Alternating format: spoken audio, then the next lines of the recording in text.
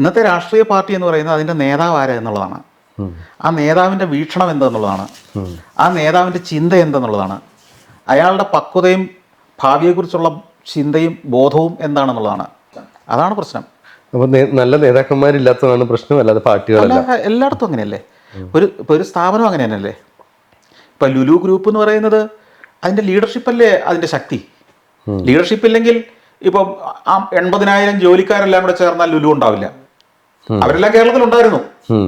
അവരെ കൊണ്ടുവന്ന് അവരുടെ ഓരോരുത്തരുടെ സ്കില്ലിനനുസരിച്ച് ഓരോ സ്ഥലത്ത് പ്ലേസ് ചെയ്ത് ട്രെയിൻ ചെയ്ത് അവർ കൃത്യമായി സിസ്റ്റമാറ്റിക് ആയിട്ട് ജോലി ചെയ്ത് ആ ഒരു പ്രസ്ഥാനം നടക്കുന്ന രീതിയിലേക്ക് കൊണ്ടുപോയ ഒരു അഡ്മിനിസ്ട്രേറ്റീവ് സിസ്റ്റമാണ് ലുലു എന്ന് പറയുന്നത്, അല്ലേ?